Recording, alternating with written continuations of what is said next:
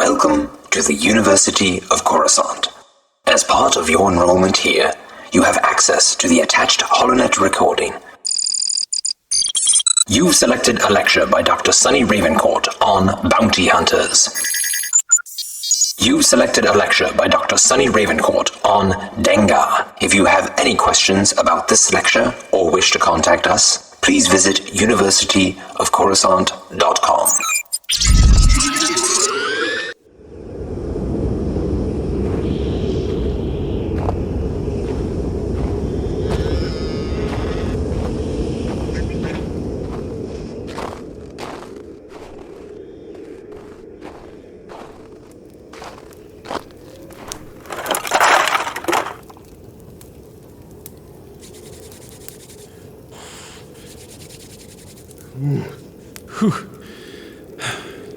I think you can tell from the background that we are in a bit of a different situation here.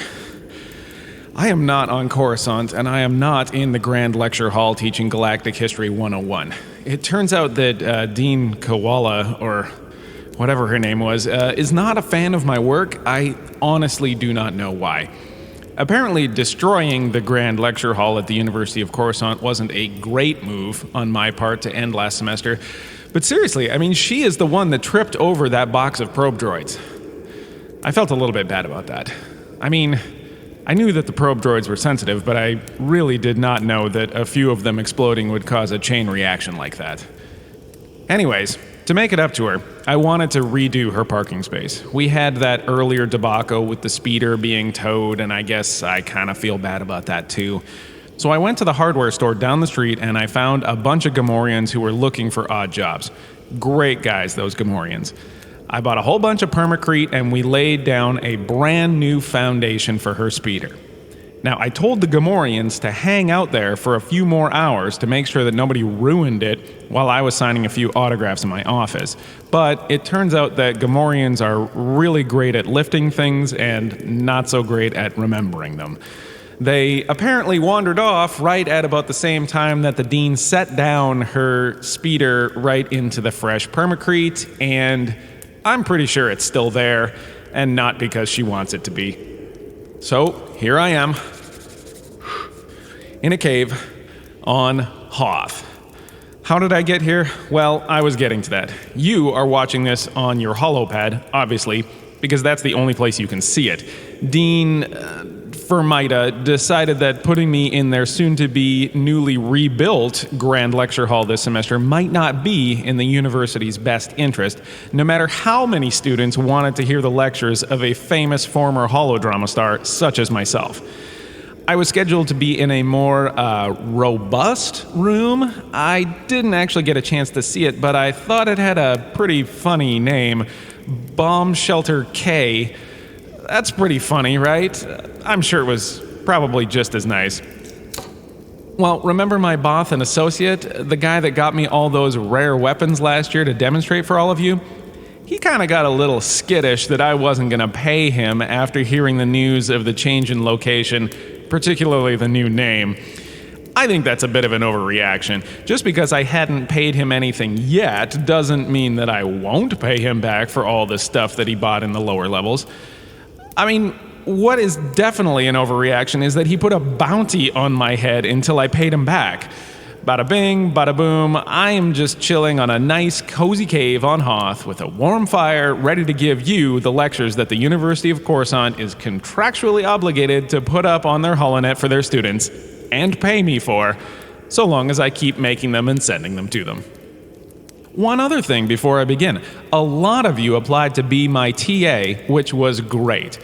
Most of you dropped out of the process when you heard that there was a bounty on my head, which was not so great. But there was one Mon Calamari student who continued to push through despite what would surely be an unrewarding experience, and that is my new TA, Tom. Tom, come on over here. Come on over here, tell the listeners all about yourself. Actually, it's Todd, sir. Yeah, that's what I said. Well, I grew up I think that's probably good enough there, Tom. Don't want you to develop any bad habits like hogging the holocamera. Why don't you head outside and see if you can gather some more firewood? We're getting a little bit low. Yep, just out there. There you go. Good kid, that Tom. Bit of a snowstorm out there. That cannot be good for a Mon Calamari, but I'm sure it'll toughen him up. So, let's get down to business. A lot of you had great suggestions for our second semester's topic, but more than all the other ones combined, one rose to the top: bounty hunters. Naturally, I'm having a very personal experience with how this whole process works right now, so if I lecture on bounty hunters, I guess I can build a university for these hours under research. Not a bad idea if I do say so myself.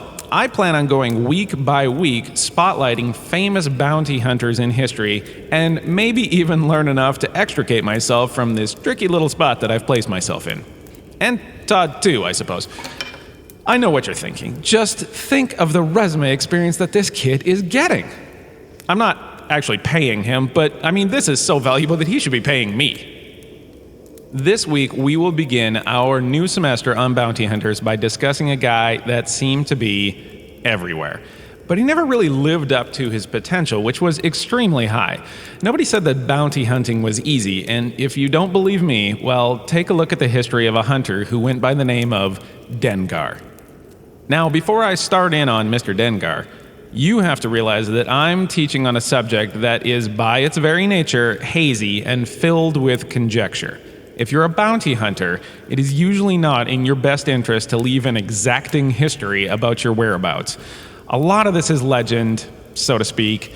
The most I can tell you for sure is that everyone we will discuss definitely existed, and definitely was somebody that I would not have wanted to meet in a dark Coruscant alley.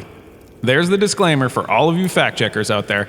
I am also not going to tell you every single detail about every single story about these hunters because 1, classes would be 12 hours long, and 2, they do not pay me for that. Plus, I'm in a cave, and I don't think this holopad is going to last that much longer. So let's start talking Dengar and get this over with. Dengar. Dengar was born on Corellia, and Corellia is not an easy place to live. It is a rough neighborhood, to say the least.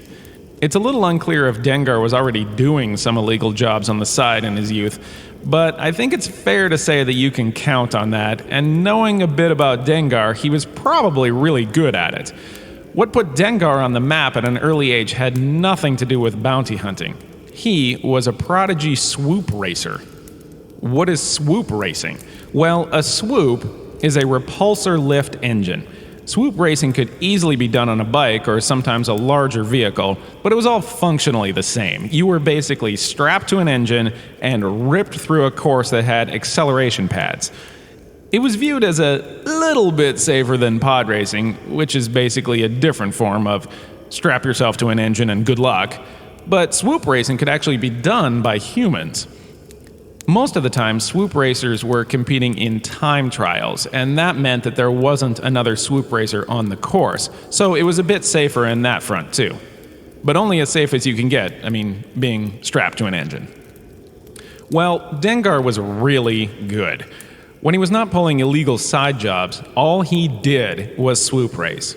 Sometime a bit prior to the Battle of Yavin, or at the very latest before 3 ABY meaning after Battle of Yavin, Dengar made a really bad decision. He was, like I said, a swoop racing prodigy. He was so good that he got picked up by the hottest team at the time, Team Farini, which I think is worth taking a pause. Dengar was a rock star. He was the best out there on the best team, and he's just crushing it. But you know what happens when you're on the top? Everybody wants to take a shot at you. I, of course, speak from experience, but that's another tale. There was another swoop racer out there who posed a threat to the champ. As the champion, you are always looking over your shoulder, and Dengar was no exception. And when Dengar looked over his shoulder, the guy that he saw was none other than Rebel Alliance General Han Solo, who was definitely not a general and probably wasn't even a rebel at that point yet. Solo was just a blasted good swoop racer. Now, maybe it's because Dengar was already leading a double life with his illegal side jobs, which were probably filled with questionable decisions, or maybe it was just because the young of a species tend to think themselves indestructible. But Dengar made, like I said earlier, a really bad decision. he decided that he was going to settle the debate on who was the best swoop racer once and for all. So he and Solo engaged in an illegal one-on-one swoop race in the Agrilat swamps of Corellia. And as you can guess, this ended very badly for Dengar. Now, the details of how it happened are highly speculative, but a couple things definitely happened. First, Solo and Dengar got tangled during the race. It is rumored that Solo launched over Dengar's swoop and burned a significant portion of Dengar's face with Solo's engine heat. It's told that Dengar himself broke Solo's repulsor fin. Either way, Dengar crashed and crashed badly. He smashed into a crystalline plant and the stem went right through his brain. Now, if you're a famous swoop rider, you would think that you could get some decent medical attention, right? Unfortunately, getting a crystal plant stem in your brain is kind of specialty surgery, and the only doctors with that kind of equipment were with the Galactic Empire. But you don't get that kind of care for free. No, that comes with a special price. What the Empire did to Dengar is pretty horrific. They fixed him, but they also put in a bunch of cybernetics and enhancements and stripped away all of his emotions, with the exception of the ones that would actually make him valuable to the Empire, as an assassin.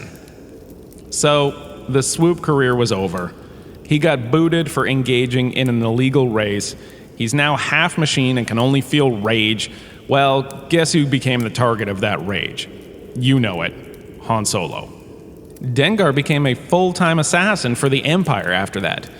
He flew a Corellian Jumpmaster 5000, which he named the Punishing One, and he was pretty much terrifying. He's an enhanced rage monster flying around the galaxy, killing whomever the Empire points him at, and rumor has it that he would picture Solo in every kill. I don't know how a rumor like that gets started, but there it is. Sometimes you gotta be careful with how tight you put the harness on the blurg, though.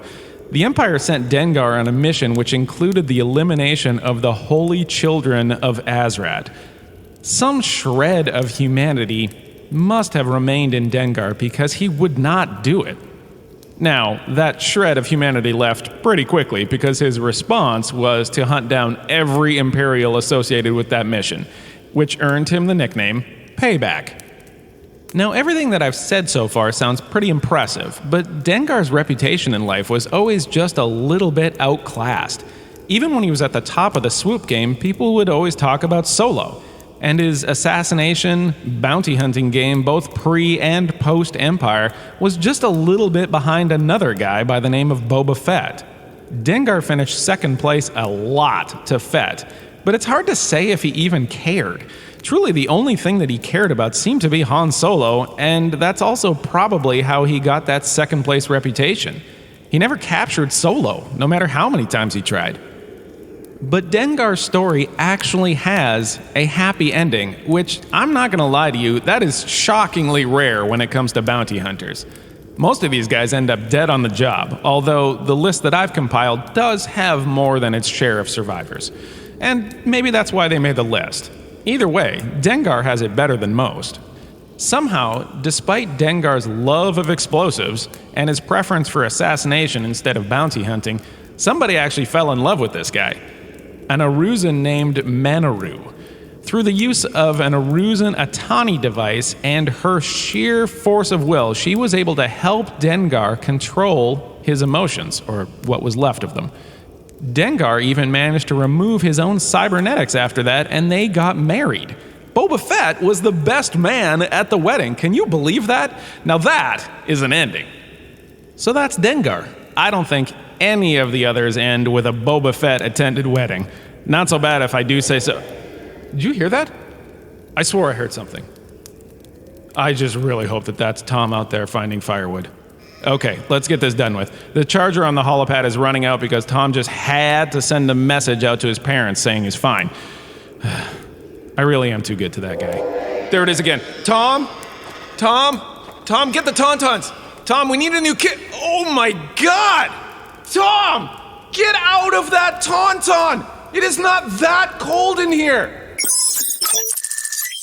This concludes your selected lecture from the University of Coruscant. For all questions or to contact us, please visit universityofcoruscant.com.